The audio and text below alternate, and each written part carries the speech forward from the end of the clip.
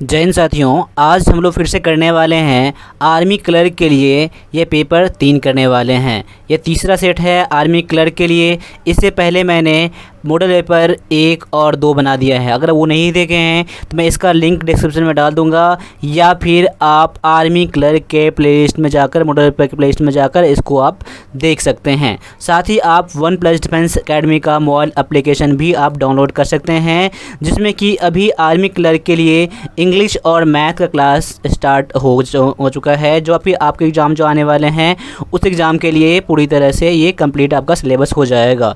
इसके लिए थोड़ा सा फ़ी है, जो कि फ़ी है इंग्लिश के लिए 500 है और मैथ के लिए 500 है। तो ये क्लास आप चाहो तो ज्वाइन कर सकते हो। चलिए स्टार्ट कर लेते हैं आज के पहले क्वेश्चन से, और देख लीजिए कि आपका लेवल क्या है और इसमें से कितना कर पाते हो। साथ साथ मुझे कमेंट करके भी आप ये भी बताना कि इसमें से आपने टोटल कितना क्वेश्चन करा है। देखिए, सबसे पहला जो आज का क्वेश्चन है, ये क्वेश्चन है भारत में किस राज्य में वन आरक्षित क्षेत्र का सबसे बड़ा है। यानी कि भारत के कौन से राज्य में सबसे अधिक वन पाया जाता है। ऑप्शन आपके पास पहला है उत्तराखंड, मध्य प्रदेश, केरल और उत्तर प्रदेश। देखिए, इसका आंसर हो जाता है ऑप्शन नंबर बी हो जाता है। ऑप्शन नंबर बी हो जाता है, जो कि क्या है, मध्य प्रदेश है। यानी मध्य प्रदेश में सबसे ज़्यादा वन पाया जाने वाला राज्य है। अगर दूसरे स्थान पर कौन सा है, दूसरे स्थान पर है आंध्र प्रदेश है। दूसरे स्थान पर आंध्र प्रदेश है और तीसरे स्थान पर कौन सा है, तो उत्तराखंड है तीसरे स्थान पर। ठीक है, बढ़ते हैं अगले क्वेश्चन की तरफ। अगला जो क्वेश्चन कह रहा है, ये क्वेश्चन क्या कह रहा है, प्रथम विश्व युद्ध किस वर्ष शुरू हुआ। प्रथम विश्व युद्ध कब, किस वर्ष शुरू हुआ। ऑप्शन जो आपके पास है 1904, 1914, 1924 और 1934। तो 4 ऑप्शन आपके पास है। 4 ऑप्शन में से आपका आंसर आपको चूज़ करना है। जो आपको आंसर लगे तो अभी आप मेरे साथ कमेंट कर सकते हो कि आपका आंसर ये हो रहा है। इसका आंसर मैं बता दे रहा हूँ आपको। इसका आंसर है ऑप्शन नंबर बी है, जो क्या है 1914 ईस्वी में ये अब भारत के प्रथम विश्व युद्ध शुरू हुआ था। अब इसके बारे में थोड़ा सा आप डिटेल जान लीजिए कि 1 मिनट रुक जाइए, एक पेन अभी चल नहीं रहा है। ठीक है, अब देख लीजिए। अब देखिए, इसके बारे में तो आप कुछ जान लीजिए। 1914 में तो स्टार्ट हुआ था। देखिए, आपको तो डेट नहीं पूछेगा 1914 में कब स्टार्ट हुआ था। अगर डेट पूछे तो आपको देख लीजिए 28 जुलाई 1914 को ये स्टार्ट हुआ था। और ये ख़त्म कब हुआ था, यानी भारत ये प्रथम विश्व युद्ध कब ख़त्म हुआ था, तो ये ख़त्म हुआ था 11 नवंबर 1918 को। ठीक है, चलिए अगला क्वेश्चन है, अबू धाबी की राजधानी शहर है, यानी अबू धाबी जो है कौन से देश की राजधानी है। अबू धाबी, ऑप्शन आपके पास है यूनाइटेड अरब अमीराट्स, यानी कि संयुक्त राज्य अमेरिका, नीदरलैंड, दक्षिण कोरिया और इटली। या 4 देश है आपके पास। 4 देश में से कौन सा देश है जिसकी राजधानी अबू धाबी है। इसका आंसर है ऑप्शन नंबर ए है कि संयुक्त राज्य अरब अमीरात का क्या है, राजधानी अबू धाबी है। मैं उम्मीद करता हूं कि आपको ये क्लास अच्छा लग रहा होगा, और अगर आप इस चैनल पर पहली बार चैनल को सब्सक्राइब भी कर सकते हैं। साथ साथ आप आर्मी क्लर्क के लिए, जीडी के लिए, टेक्निकल के लिए आप ई बुक भी ले सकते हैं, और क्लास ज्वाइन करने के लिए आप मुझे इस नंबर पर मुझे कॉन्टैक्ट भी आप कर सकते हैं। ठीक है, देखिए अगला क्वेश्चन जो है, ये क्वेश्चन है,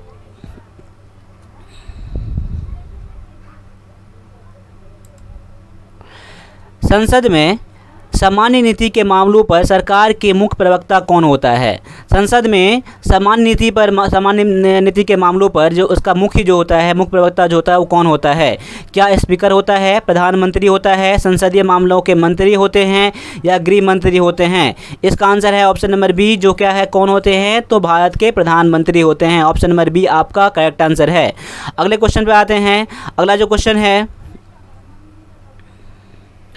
निम्नलिखित आपातकालीनों श्रेणियों में से कौन सा अभी तक घोषित नहीं किया गया है।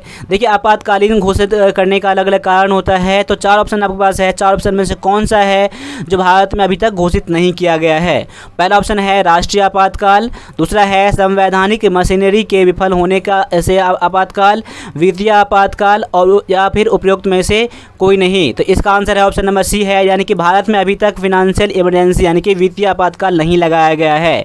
ऑप्शन ऑप्शन नंबर सी जो है आपका आंसर बिल्कुल करेक्ट है। अगले क्वेश्चन में आते हैं। अगला क्वेश्चन है स्वतंत्र भारत के राष्ट्रीय ध्वज को किसने डिजाइन किया? यानी अभी जो भारत का जो झंडा है, राष्ट्र ध्वज है, वो उसे किसने डिजाइन किया? क्या बंकिम चंद्र चटर्जी ने किया, रविंद्रनाथ टैगोर ने किया, महात्मा गांधी ने किया या पिंगली वेंकैया ने किया? तो 4 ऑप्शन आपके पास है। 4 ऑप्शन में से आपका आंसर क्या हो रहा है? अपना आंसर से मैच कर ले। इसका आंसर है ऑप्शन नंबर डी है, जो क्या है, पिंगली वेंकैया ने स्वतंत्र भारत के राष्ट्रीय ध्वज का डिजाइन किया था। आपका आंसर ऑप्शन नंबर डी है।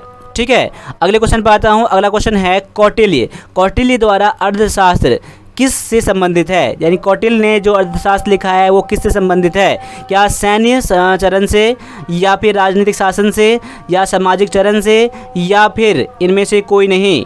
देख लीजिए, कौटिल्य का जो अर्थशास्त्र है ये लिखा गया है राजनीतिक शासन पर लिखा गया है। ऑप्शन नंबर बी जो है आपका आंसर यहाँ पे बिल्कुल करेक्ट है।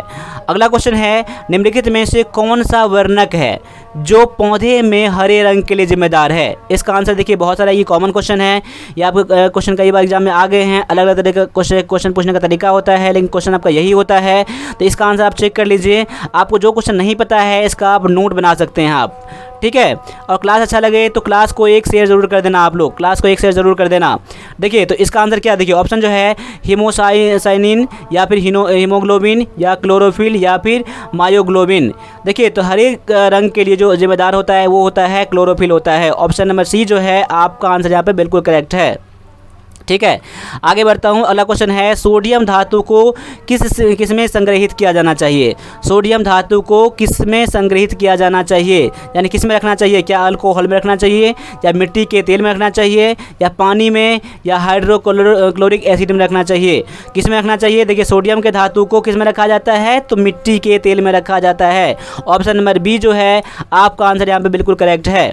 ठीक है, अगले क्वेश्चन पे आता हूँ। अगला क्वेश्चन है व्हेन आइस मेल्ट इट्स, यानी कि जब बर्फ़ पिघलती है तब उसमें क्या होता है? क्या उसका आयतन बढ़ता है, क्या उसका आयतन घटता है, या आयतन या द्रव्यमान दोनों घटते हैं, या द्रव्यमान बढ़ने पर मात्रा घट जाती है? क्या होता है?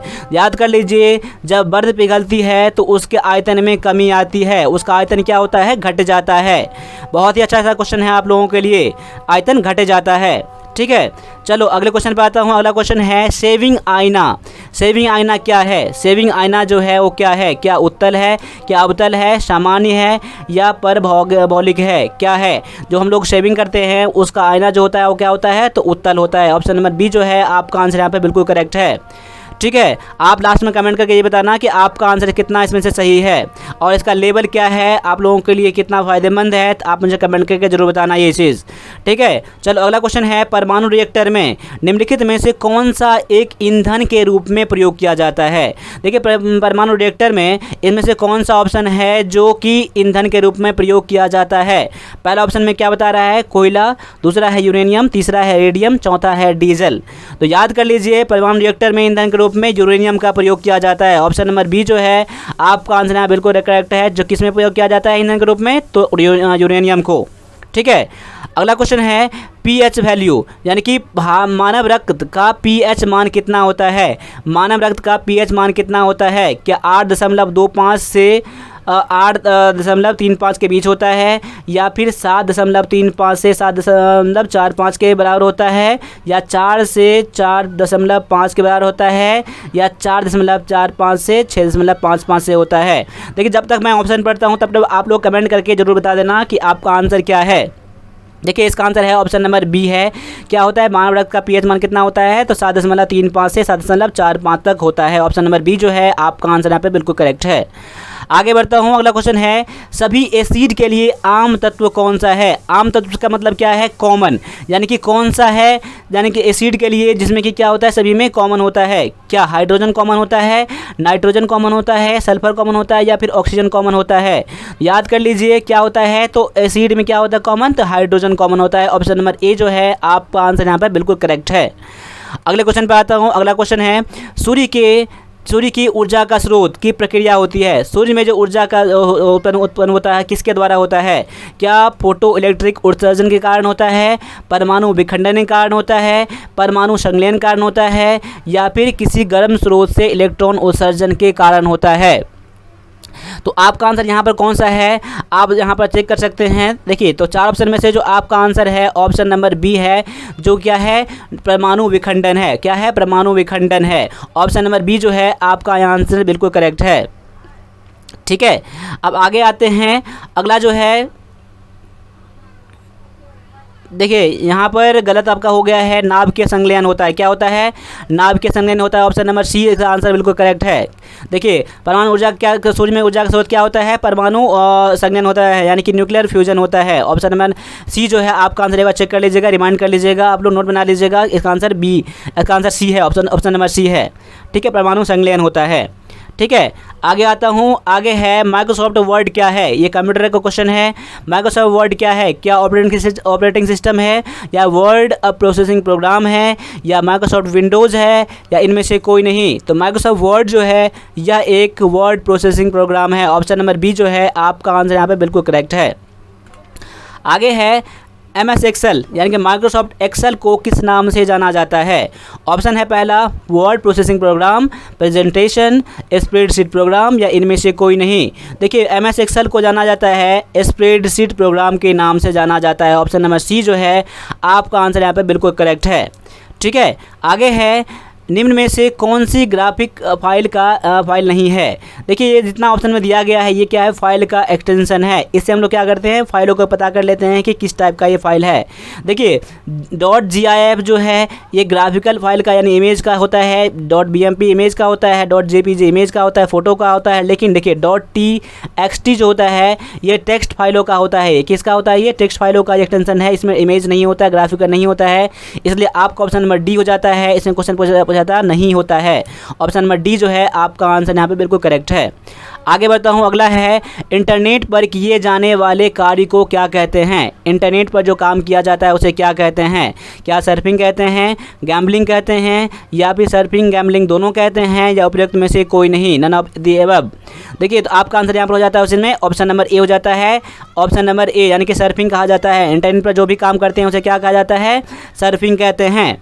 आगे बढ़ता हूँ। अगला क्वेश्चन है एक बिल्डिंग के भीतर नेटवर्क के लिए उपयुक्त है। एक बिल्डिंग के भीतर नेटवर्क के लिए क्या उपयुक्त है? एक बिल्डिंग में जब हम लोग लगाते हैं नेटवर्क उसमें क्या लगाया जाता है? देखिए लैन लगाया जाता है, वैन, या फिर ए और बी दोनों, या फिर नन ऑफ द एबव? देखो तो इसमें लगाया जाता है लैन। ऑप्शन आपका जो आंसर है ऑप्शन नंबर ए है। एक बिल्डिंग के अंदर लैन लगाया जाता है। लैन क्या होता है? तो इसका फुल फॉर्म होता है लोकल एरिया नेटवर्क होता है। लोकल एरिया नेटवर्क होता है। और वैन का फुल फॉर्म क्या होता है? वाइड एरिया नेटवर्क होता है। क्या होता है? वाइड एरिया नेटवर्क होता है। ये कई बार पूछ लिया जाता है। ठीक है, यानी कि इसका आंसर क्या है? ऑप्शन नंबर ए है। आगे बढ़ता हूँ। अगला क्वेश्चन क्या कह रहा है? देखिए यहाँ पर कुछ मिस्टेक हो गया फ़ॉन्ट का, तो एक बार ऐसा कर लेते हैं इसको। फ़ॉन्ट अभी मैं इंग्लिश में कर देता हूँ। ठीक है, मैं इसका समझा दे रहा हूँ, क्योंकि ये फ़ॉन्ट जो है आपका इंग्लिश ये कुर्तीदेव फ़ॉन्ट है, इसमें कुर्तीदेव फ़ॉन्ट लिया नहीं है ऑटोमेटिक में। तो मैं बता रहा हूँ इसका। देखिए measurement of two angle of a triangle is 75 degree and 35 degree. What is the measure of the third angle? यानी देखो कोई भी ट्रायंगल का, कोई भी त्रिभुज का 2 एंगल मुझे दिया गया है, तो तीसरा एंगल मुझे पूछ रहा है। तो याद कर लीजिए त्रिभुज के तीनों एंगल का वैल्यू कितना होता है? 180 डिग्री होता है। क्या होता है? 180 डिग्री होता है। इसमें से 2 का वैल्यू मुझे दिया है, तो देखो जो तीसरा वैल्यू होगा घटा के निकल जाएगा -75 -35। तो दोनों घटा के निकालेंगे तो कितना हो जाएगा? 180 - 110 हो जाएगा, घटा के 70 डिग्री हो जाएगा। आपका आंसर ऑप्शन नंबर सी जो है आपका आंसर बिल्कुल यहाँ पर करेक्ट है। आगे बढ़ता हूँ। A train whose length is 140 metre. एक ट्रेन की लंबाई कितनी है? 140 मीटर है। ठीक है, और क्रॉस ए पोल इन 12 सेकेंड, और 12 सेकंड में पार कर जाती है। Then what will be the speed of the train in kilometre per hour? और आपका क्या पूछ रहा है? स्पीड पूछ रहा है। स्पीड पूछ रहा है कितना? तो किलोमीटर पर आवर में। पहले क्या निकालते हैं? स्पीड। स्पीड का फॉर्मूला क्या होता है? डिस्टेंस। क्या होता है? डिस्टेंस अपॉन में टाइम होता है। क्या होता है? डिस्टेंस अपॉन में टाइम। तो डिस्टेंस मुझे कितना दिया गया है? 140 मीटर दिया गया है, और टाइम दिया है मुझे 12 सेकंड। देखिए ये है मीटर में, ये है सेकंड में, तो ठीक है मीटर पर सेकंड निकल जाएगा। लेकिन आपका क्या पूछा जाए? किलोमीटर प्रति घंटा में ना, इसे 18/5 से गुना कर दीजिए 8 किलोमीटर प्रति घंटा बदलने के लिए। अब काट के जो आएगा वही आपका आंसर होगा। काट दीजिए, 6 दूना 12, 6 तिरिक 18, 5 दूना 10, 15 40। अब देखो 2 से 14 कट जाएगा, 14 या 42, 42 क्या हो जाएगा 42 किलोमीटर पर आवर क्या हो जाएगा, आपका आंसर ऑप्शन नंबर डी में दिया गया है ये। ठीक है, आगे बढ़ता हूँ। अगला क्वेश्चन है find the compound interest on ₹8,000 for a 1 year at 12% per annum. देखिए 1 वर्ष का मुझे क्या पूछ रहा है, तो चक्रवृद्धि ब्याज मुझे पूछ रहा है। देखो 1 वर्ष का चक्रवृद्धि ब्याज और 1 वर्ष का साधारण ब्याज दोनों बराबर ही होता है। तो आप क्या निकाल लीजिए, ब्याज निकालेंगे क्या करेंगे, यानी कि इंटरेस्ट निकालेंगे क्या करेंगे, तो 8,000 को गुना 20 से कर दीजिए, क्यों रेट है, गुना 1 ईयर कर दीजिए, बटा में 100 कर दीजिए। यानी कि 1 साल का चक्रवृद्धि ब्याज और साधारण ब्याज बराबर ही होता है। ठीक है, 0 कट जाएगा, 0 कट जाएगा, 8 दुना में 1600 रुपया क्या हो जाएगा, ब्याज हो जाएगा। ऑप्शन नंबर सी में दिया गया ये।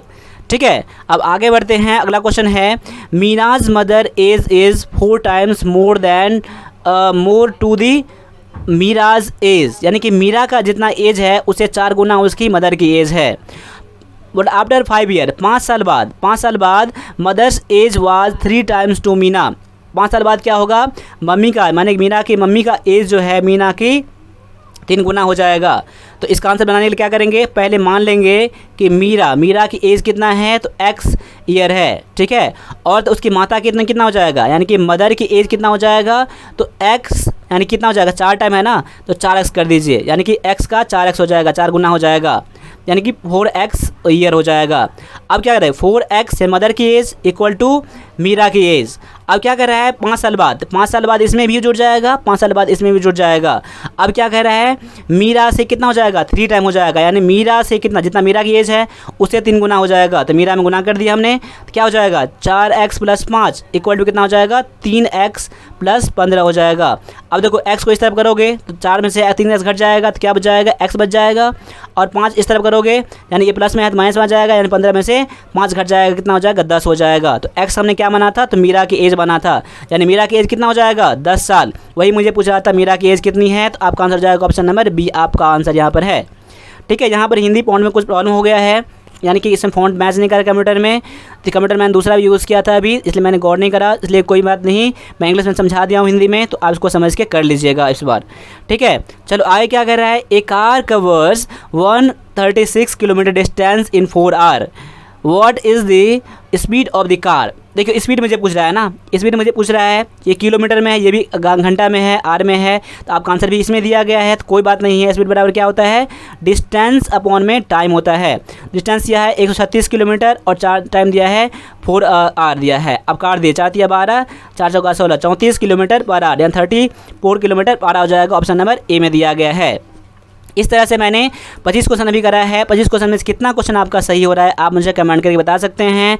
साथ साथ आप आर्मी क्लर्क के लिए इंग्लिश या मैथ क्लास ज्वाइन करना चाहते हैं तो इस नंबर पर मुझे कांटेक्ट कर लीजिए, या फिर आप OnePlus डिफेंस एकेडमी का मोबाइल एप्लीकेशन प्ले स्टोर से डाउनलोड कर लीजिए, वहाँ से भी आप क्लास खुद से ज्वाइन कर सकते हैं। अगर कोई प्रॉब्लम हो तो आज इस नंबर पर मुझे कॉन्टैक्ट भी आप कर सकते हैं। तो आज के लिए बस इतना रहने दीजिए, मिलते हैं अगले क्लास में। तब तक के लिए सभी से एक बार जय हिंद,